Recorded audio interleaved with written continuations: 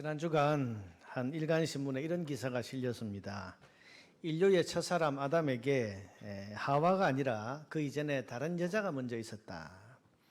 저는 이게 원래 무슨 우스개 이야기를 하려고 이런 이야기를 했나 싶어서 그 글을 읽어보았더니 이것은 그 신문사의 종교 전문 기자가 쓴 글이었습니다.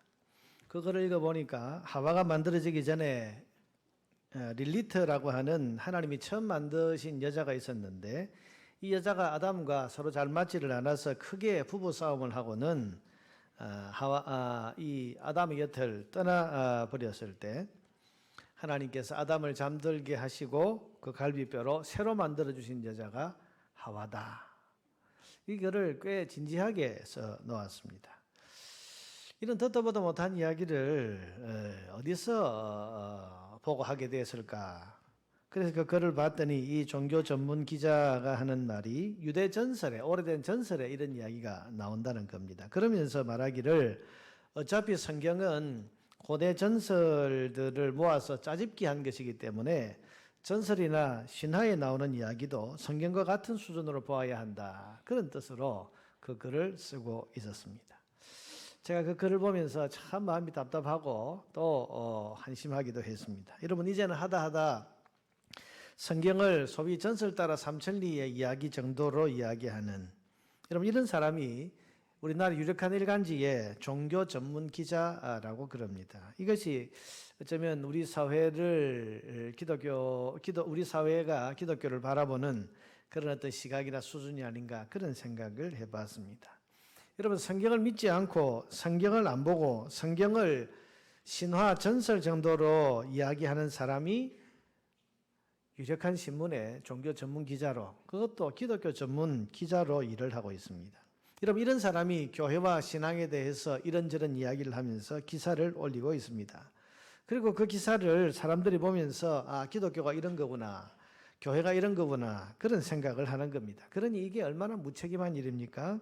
성경을 모르고 성경을 안 읽는 사람이 쓴 글을 사람들은 기독교 전문가가 쓴 글이라고 읽고 있고 믿고 있다는 것. 이게 참 위험하다는 생각을 했습니다. 여러분 이런 사람은 종교 전문 기자 혹은 기독교 전문이라고 말할 수가 없죠.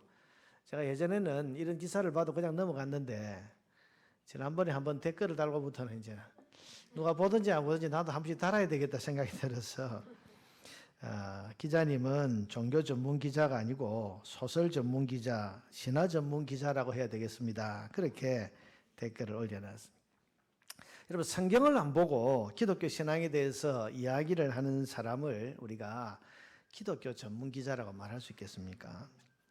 사랑하는 여러분, 성경을 모르고 성경을 읽지 않는 사람이 기독교 신앙에 대해서 마치 전문가인 것처럼 어떤 권위를 가지고 공개적으로 공식적으로 말을 해서는 안 되는 겁니다. 이건 우리 신앙을 심각하게 왜곡하는 겁니다.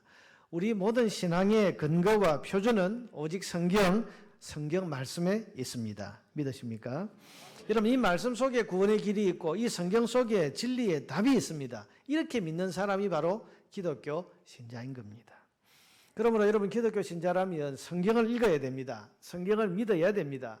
성경을 읽지 않거나 성경이 아닌 다른 책이나 신화를 읽고 믿는 사람이 기독교 신자라고 말할 수는 없는 겁니다. 하나님께서는 성경 속에 우리의 인생과 구원에 대한 소중한 진리들을 다 담아 놓으셨기 때문입니다.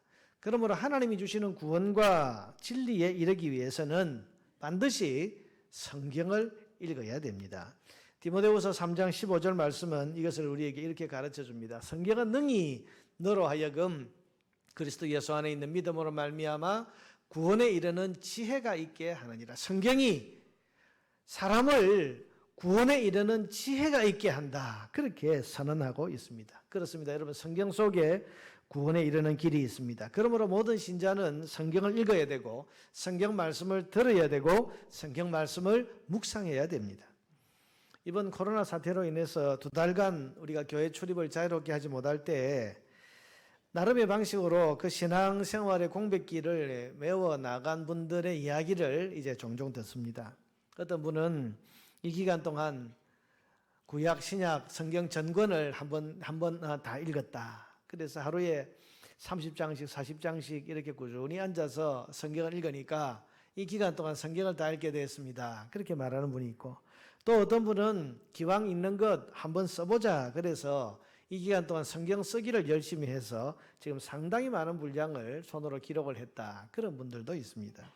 또 어떤 분은 새벽마다 문자로 보내오는 말씀 묵상을 읽고, 또 어떤 분은 아예 그 읽은 말씀을 손으로 옮겨서 써가면서 노트에 기록하고 성경 말씀을 깊이 묵상을 했다고 그럽니다. 이런 귀하지 않습니까? 이런 분들에게 복이 있기를 주의 이름으로 축복합니다. 이런 수고와 노력이 진리를 아는 데 이르게 하는 것이고 우리가 얻은 구원의 복을 더욱더 풍성하게 하는 것입니다. 성경을 알고 성경을 읽고 성경을 더 가까이 하는 저와 여러분 되기를 바랍니다. 그런데 이런 노력이 참 중요한 것이기는 하지만 단순히 성경을 읽거나 혹은 아는 것만으로는 사실은 구원의 진리에 이를 수는 없습니다. 오늘 본문이 그걸 우리에게 가르쳐 줍니다. 오늘 본문에 보면 예수님이 부활하신 이후에 엠마오로 내려가는 두 제자의 모습이 나옵니다. 얼굴에 슬픈 빛을 띠고 황급히 시골로 내려가고 있습니다. 여러분, 엠마오는 예루살렘이라고 하는 대도시에서 꽤 떨어진 저 시골, 오늘로 우리로 이야기하면 뭐 지리산 골짜기 좀 될까요? 아주 시골이라고 말할 수 있는데요.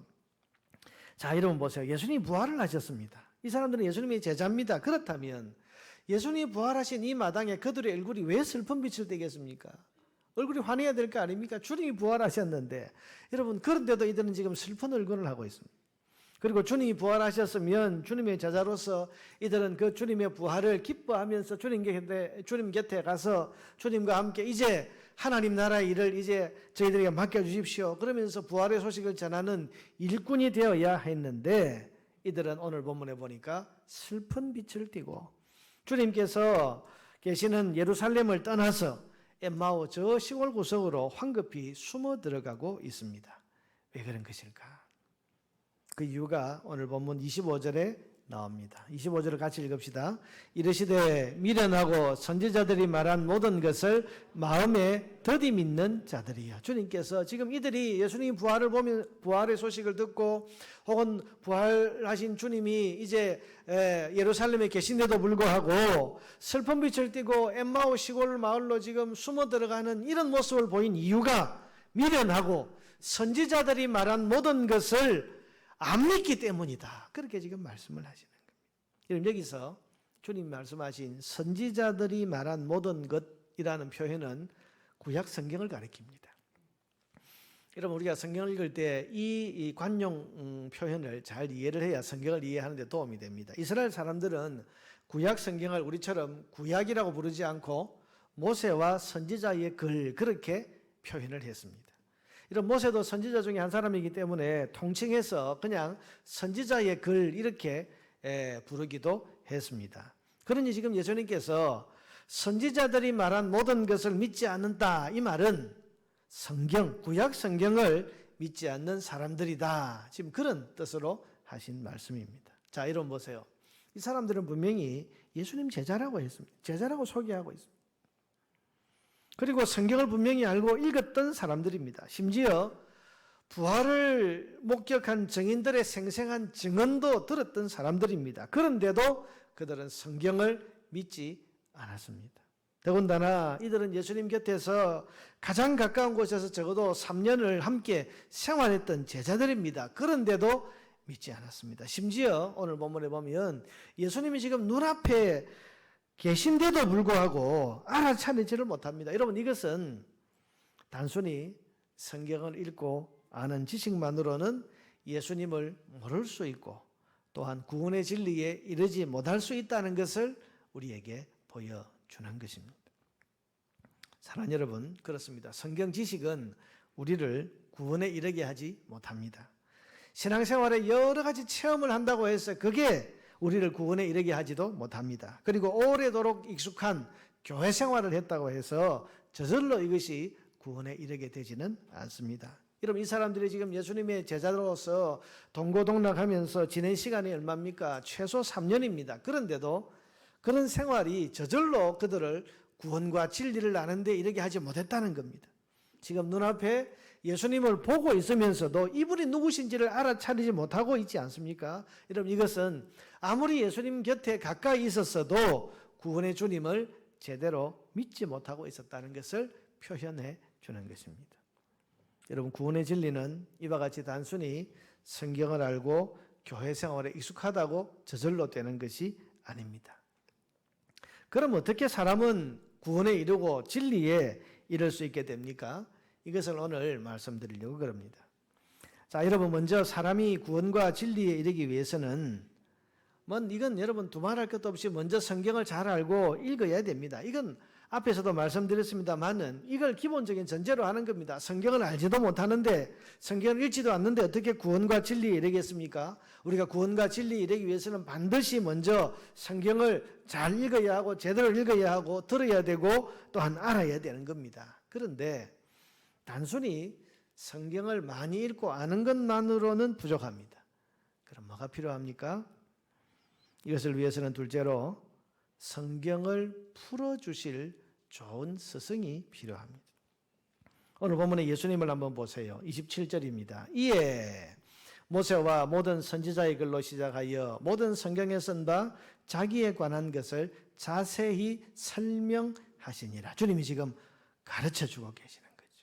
31절에도 32절에도 보면 그들이 서로 말하되 길에서 우리에게 말씀하시고 우리에게 성경을 풀어주실 때에 우리 속에서 마음이 뜨겁지 아니하더냐. 그 결과로 31절에 그들의 눈이 밝아졌고 그인 줄 알아보게 되었다. 그렇게 말씀하고 있습니다. 자, 여러분, 27절에 있는 대로 모세와 모든 선지자의 글 그렇게 나오고 그 밑에 모든 성경, 이게 다 같은 말입니다.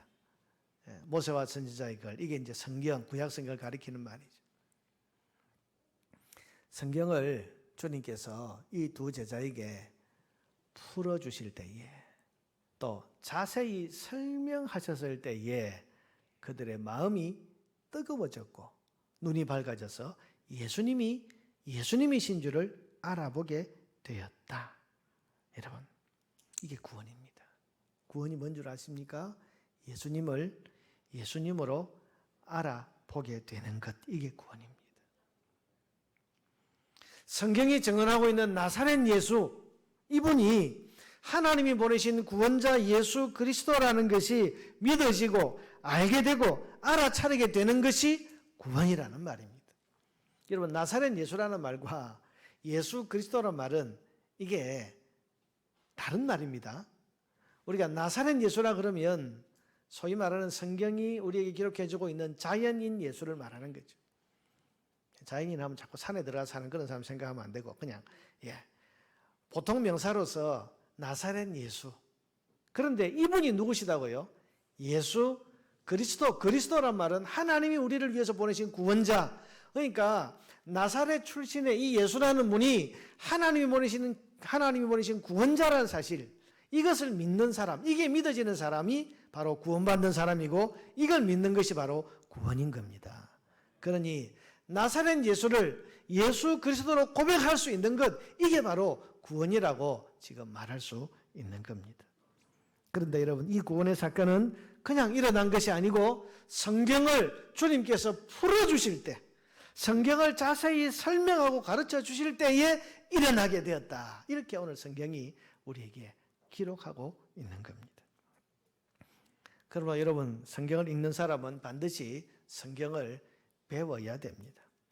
성경을 풀어주고 성경 말씀을 자세히 가르치고 설명해주는 그 교훈을 받아야 하는 겁니다.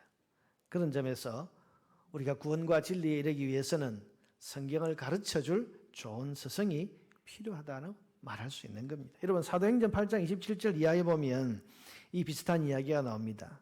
여기에도 성경을 읽고 있는 한 사람이 나오는데요. 에디오피아 사람, 곧 에디오피아 여왕 간다게의 모든 국고를 맡은 관리, 이 사람은 아마 에디오피아의 재무장관쯤 되는 사람이었던 것 같습니다. 여러분, 솔로몬 시대에 이 에디오피아 지역에 하나님 섬기는 신앙이 시바 여왕을 통해서 가게 됐고, 그래서 아마 이 에디오피아에서는 예전부터 예루살렘 성전에 하나님을 예배하러 이렇게 사람들이 종종 올라왔던 것 같은데 이 내시가 그런 사람입니다. 이게 내시라고 나와 있지만 사실은 장관입니다. 재무장관이 여기에 예배하러 예루살렘에 왔다가 돌아가는 길에 자기가 탄 수레에서 이사야서 성경을 읽고 있었다. 그렇게 이 사도행전 8장에 기록이 되어 있습니다. 그런데 여러분 빌립 집사가 그 곁에 성령 인도하심을 받아서 갔더니 이사야서를 읽고 있는데 그 뜻을 도무지 모르는 것 같아요. 그래서 묻습니다. 30절에 보니까 8장 30절에 빌립이 달려가서 선지자 이사야의 글 읽는 것을 듣고 말하되 읽는 것을 깨닫느냐 알고 있냐 그렇게 물었더니 대답하되 지도해 주는 사람이 없으니 어찌 깨달을 수 있느냐 하고 지도해 주는 사람이 없다. 가르쳐 주는 사람이 없다. 풀어줄 사람이 없다. 그래서 나는 이 말씀을 의미를 알 수가 없다. 그러고는 이것을 물어보는 빌립에게 뭔가 있을 것 같으니까 청해서 수레에 올라 같이 앉아라. 빌립이 입을 열어 이 글은 선지자의 글에서부터 이사야의 글에서부터 시작해서 예수를 어떻게 했다고요? 가르쳐서 예수님에 대해서 가르쳤다. 그리고 복음을 전했다.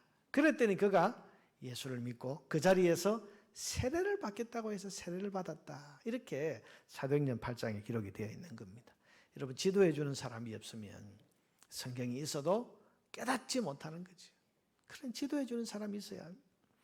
사도행전 17장 1절에서 3절에도 보면 바울이 데살로니가 지역에 전도를 하러 갔더니 거기에 아볼로라고 하는 사람이 미리 복음을 이제 성경을 가르쳐 주었습니다. 아볼로는 굉장히 뛰어난 성경 지식을 가진 사람입니다. 이 사람이 이제 거기에 갔더니 아닙니다. 여기는 데살로니가 지역입니다. 죄송합니다. 데살로니가 갔더니 거기에서 바울이 자기의 관례대로 안식일에 성경을 가지고 강론을 하고 뜻을 풀었다. 뜻을 풀어주었다. 여러분 그랬더니 그리스도가 해를 받고 죽은 자 가운데서 다시 살아나야 할 것을 정하라. 여러분 이 성경이 어떤 성경일까요? 구약 성경이지. 신약 성경은 아직 써지지 않을 때입니다. 그러니까 구약 성경의 뜻을 풀어주어서 그리스도가 해를 받고 죽은 자 가운데서 다시 살아나야 할 말씀들을 깨우쳐 주었다. 그리고는 이 예수가 곧 그리스도시다. 이렇게 전파했더니 이 데살로니가의 그 결과로 교회가 생겨난 것입니다. 자, 여러분 우리는 그러므로 성경을 배워야 됩니다. 누군가의 가르침을 받아야 됩니다. 우리가 읽는 성경은 누군가가 풀어주고 자세히 설명해 줘야 되는 그런 말씀입니다. 혼자서 알려고 하면 안 되고 혼자서 풀려보려고 하면 안 됩니다. 베드로후서 1장 20절에는 이것을 경고하고 있습니다. 먼저 알 것은 성경의 모든 예언은 어떻게 사사로이 풀 것이 아니다. 사사로이라는 말은 혼자서 자기 마음대로 자기 생각대로 풀어서는 안 된다는 것입니다. 그럼 어떻게 풀고 어떻게 해석해야 됩니까? 그것이 바로 좋은 스승이 풀어주고 좋은 스승이 가르쳐준 대로 해석을 해야 됩니다. 그럼 우리에게 성경을 풀어주고 성경을 가르쳐주시는 좋은 스승이 누구십니까? 일부 때도 조용해서 혹시 목사님 이렇게 대답을 할까봐 제가 빨리 그 입을 막았습니다. 우리에게 성경을 풀어주고 성경을 가르쳐 주시는 진리의 스승은 바로 예수님이십니다. 여러분 진리의 스승 되시는 예수님이 풀어주시고 예수님이 가르쳐 주시는 해석을 우리가 따라가야 하는 겁니다. 그래야 구원에 이르고 진리에 이르게 됩니다. 오늘 엠마오로 가는 이 두 제자가 구약 성경을 풀어주시는 주님의 해석을 듣고 마음이 뜨거워졌고 그래서 예수님을 알아보게 되고 구원과 진리에 이르게 된 것처럼 주님이 풀어주셨던 그 구약 성경의 그 말씀, 주님의 해석, 그것을 오늘 우리가 들어야 하고 배워야 하고 마음에 새길 때, 그럴 때 우리가 성경을 통해서 구원과 진리에 이를 수 있게 되는 것입니다. 그러니 성경을 읽는 모든 사람은 예수님께 배우고 예수님의 가르침을 받아야 됩니다. 그럼 오늘 우리는 어떻게 그 예수님이 풀어주시는 성경 말씀을 배울 수 있겠습니까? 누구를 통해서요? 이것도 목사님 이렇게 나올까 봐서 제가 빨리 입을 막았습니다. 물론 목사를 통해서 배웁니다만은 근본적으로는 교회를 통해서 우리는 배우는 것입니다. 여러분 마태복음 28장 19절 20절 말씀에 보면 주님께서 제자들에게 하신 마지막 명령이 나옵니다. 그러므로 너희는 가서 모든 민족을 무엇으로 삼으라? 제자로 삼으라. 신자로 삼으라고 말하지 않고 하필이면 제자로 삼으라. 그렇게. 제자는 여러분 어떤 사람을 제자라고 그럽니까? 배움받는, 가르침받는, 스승에게 가르침받는 사람을 제자로 이렇게 부르는 겁니다. 주님께서 제자로 삼으라고 특별히 말씀을 하신 이유가 뭐겠습니까? 제자는 어떤 사람인가? 거기 세 가지로 나오죠. 아버지와 아들과 성령의 이름으로 세례받은 사람. 그리고 내가 너희에게, 예수님이 이 제자들, 12제자에게 분부한 모든 것을 가르쳐서 지키게 하는 사람. 자, 이런 보세요. 지금 주님께서 마지막으로 주신 명령이 뭐냐 하면 제자를 삼아라. 제자는 스승께 배운 사람을 말합니다. 그럼 제자 삼으라는 이 말은 누구의 제자를 삼으라는 겁니까? 예수님의 제자를 삼으라. 그럼 스승이 누구십니까? 예수님이십니다. 이 말씀은 예수님께서 지금 이 12제자에게 내가 너희들에게 풀어주고 가르쳐주고 설명해준 이 성경의 진리를 또 다른 사람들에게 전해주어서 예수님의 이 풀어주시고 가르쳐주신 이 말씀 그대로를 배우는 또 다른 제자를 만들어라. 그렇게 우리가 이 말씀을 이해할 수 있는 겁니다. 여러분, 제자를 삼으라는 것은 제자들, 너희들의 제자를 삼으라는 게 아니고 예수님의 제자를 삼으라는 겁니다. 이 말은 예수님이 가르쳐 주신 그 말씀, 예수님이 풀어주신 그 해석, 예수님께서 구약 성경을 예수 그리스도 중심으로 풀어주신 이 진리를 너희가 배웠으니 이 진리를 그대로 또 다른 사람들에게 전수해주고, 그래서 그 사람도 예수의 제자가 되게 하고 그 사람들이 또 다른 사람에게 또 전수해서 그 사람도 예수의 가르침을 그대로 이어받는 제자가 되게 하고, 그래서 예수님이 풀어주시고 가르쳐주신 이 말씀이 계속해서 전해지도록 그렇게 하라고 하는 이 말씀을 지금 명령으로 주신 것입니다.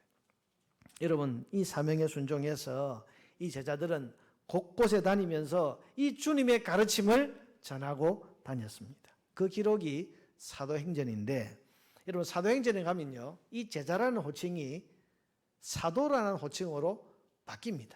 사도행전 읽어보시면요, 초반에는 제자 나오다가요, 초반 이제 중간 조금 넘어갈 때부터 전부 사도 이렇게 나온단 말이죠. 제자 베드로가 사도 베드로가 되고 이렇게 나옵니다. 왜 그런가? 여러분, 사도라는 말은 이 헬라 아포스톨로스라는 말을 번역한 말인데 보내심을 받은 자, 그런 말입니다. 어떤 사명을 가지고 보냄을 받았다는 거예요. 어떤 사명을 받았습니까? 아까 우리가 보았던 마태복음 28장 19절에서 20절. 예수님이 풀어주시고 예수님이 직접 해석하고 가르쳐주신 이 성경의 가르침을 받아서 그 말씀을 또 다른 사람들에게 그대로 전하도록 보냄을 받은 사람. 그래서 사도라고 부르게 된 것입니다. 이런 뭐든지 원형이 중요합니다. 예수님의 가르치신 가르침, 성경 해석, 이것을 그대로 전수받은 사람을 사도라고 부릅니다. 그리고 여러분 교회사를 읽어보면 속사도라는 표현이 나오는데요. 속사도 시대. 이 속사도가 뭔가 하면 이 사도에게서 그대로 배운 사도의 제자들을 가리켜서 속사도라고 그렇게 부릅니다. 그리고 이런 사도들이 전해준 가르침 그대로 성경을 해석하고 풀고 가르치는 교회를 가리켜서 사도적 교회, 그렇게 부르는 것입니다. 여러분, 우리가 사도라는 말을 예배 시간마다 사실은 쓰고 있습니다. 언제 쓰죠? 사도신경. 사도신경이란 말은요, 사도들이 만든 신경이 아니고, 사도라는 말이 이 신앙 고백에 붙어 있는 이유는 우리가 지금 고백하는 이 신앙이 어떤 신앙이라는 겁니까?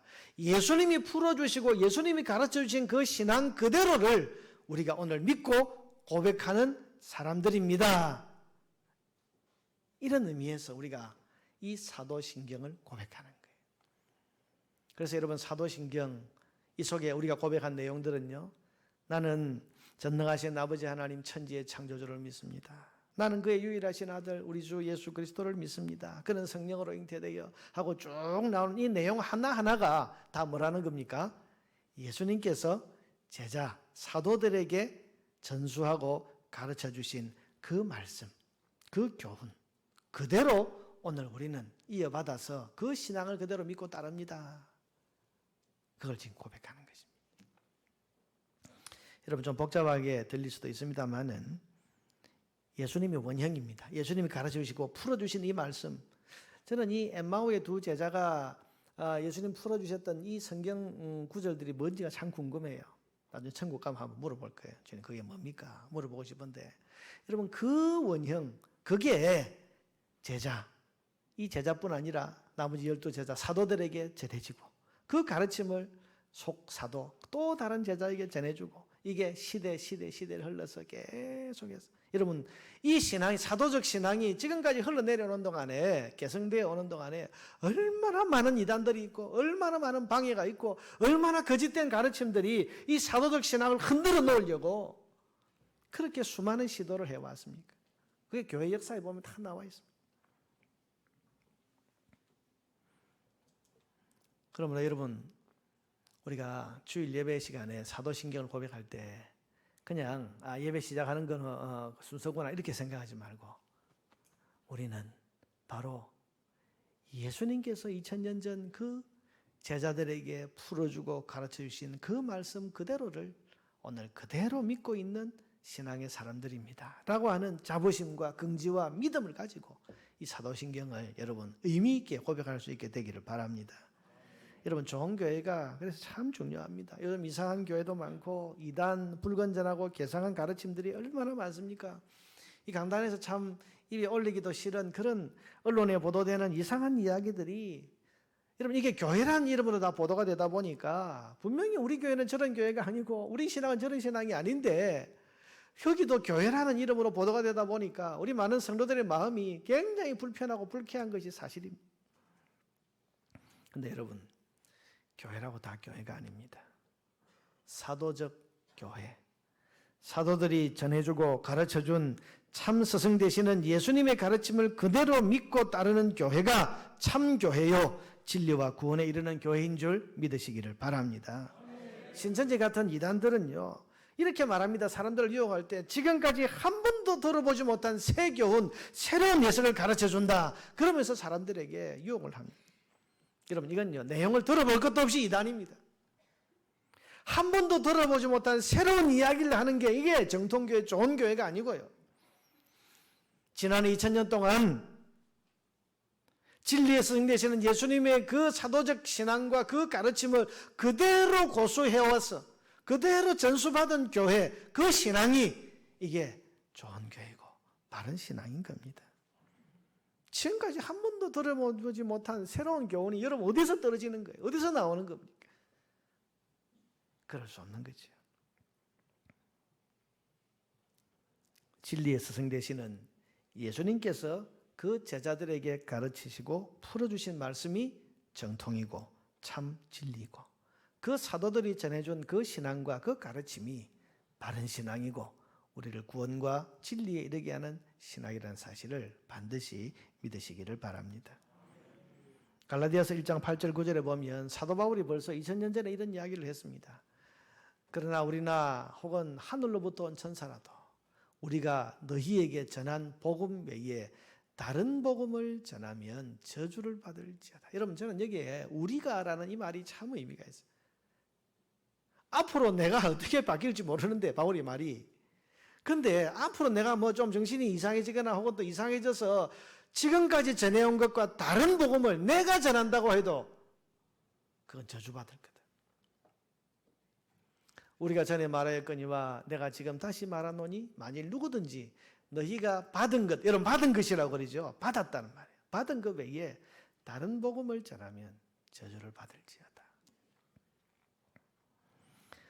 그러므로 여러분 사도적 신앙을 고수하고 사도적 신앙을 따라서 성경을 가르치는 참교회, 참교회에서 사도들이 전해준 예수님의 가르침을 잘 배우는 일이 그래서 중요한 것입니다. 우리 마산동관교회는 사도적 신앙을 믿고 전하고 가르치는 사도적 교회입니다. 우리 교회 강단에서 풀어주고 전하고 가르치는 성경 말씀을 예수님이 가르치신 그 진리인 줄로 믿고 이 가르침대로 믿고 따를 수 있는 여러분 되기를 바랍니다.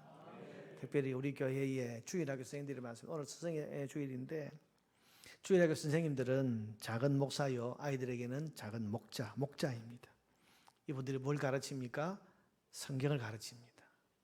그런데 성경을 가르치되 자기 생각으로 가르치면 안 되고 이 사도적 신앙을 따라서 하나님 말씀을 풀어주고 자세히 설명하면서 여러분 그렇게 전수되어야 우리 아이들도 구원과 진리에 이르는 참 신앙을 소유할 수 있지 않겠습니까?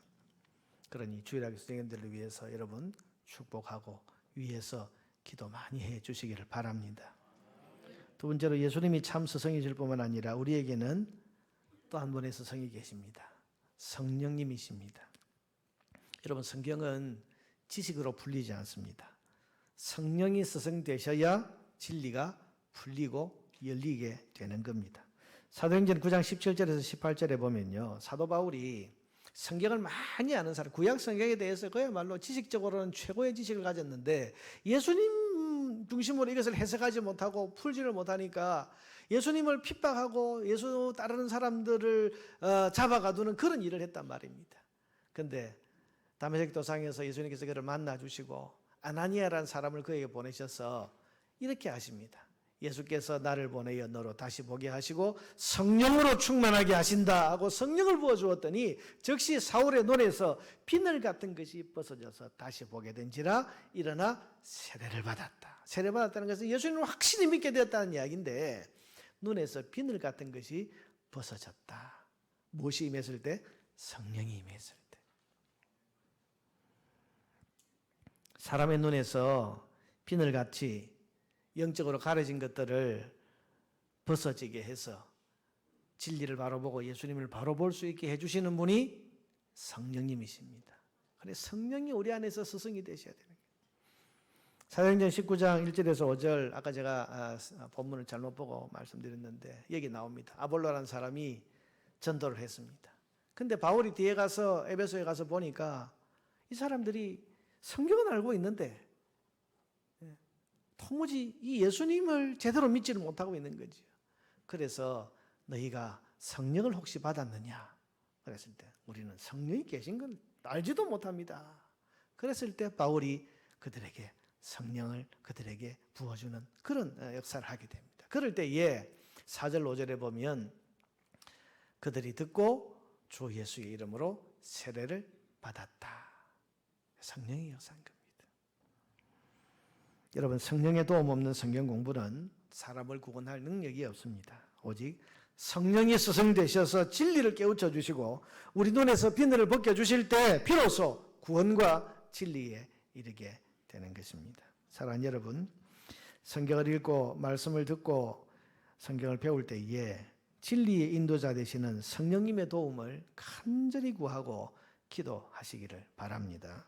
성령이 역사하시면 진리가 깨달아지고 믿어집니다. 가끔 보면 성경을 봐도 모르겠다 그러고 설교를 들어도 이해가 잘 안 됩니다 라고 하는 분들이 있는데 여러분 진리의 인도자이신 성령님을 믿고 그분의 도움과 은혜를 구하고 읽어보고 들어보세요.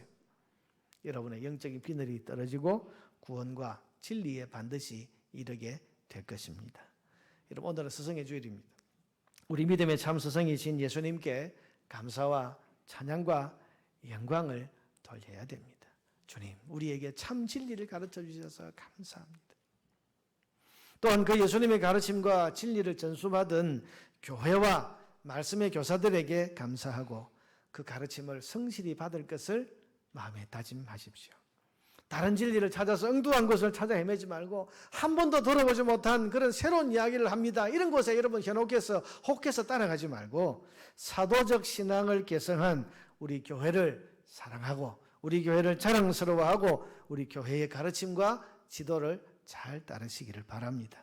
그리고 우리 다음 세대들에게 이 사도적 신앙을 전수하는 중요한 책임을 맡은 우리 주일학교 선생님들을 축복하고 격려하고 위해서 기도해 주시기를 바랍니다. 엠마오로 가는 두 제자는 예수님께서 성경을 풀어주실 때 마음이 뜨거워지고 말씀이 열리고 풀리는 그런 은혜를 경험하면서 믿음과 용기와 담대함을 가지고 그들이 도망쳐 나왔던 예루살렘으로 다시 돌아갑니다. 두려움 없이 그 예루살렘 사명의 자리로 다시 돌아가는 것을 볼 수 있습니다. 여러분, 이는 은혜의 역사가 우리 교회와 여러분들에게 끊임없이 일어나게 되기를 주님의 이름으로 축복합니다.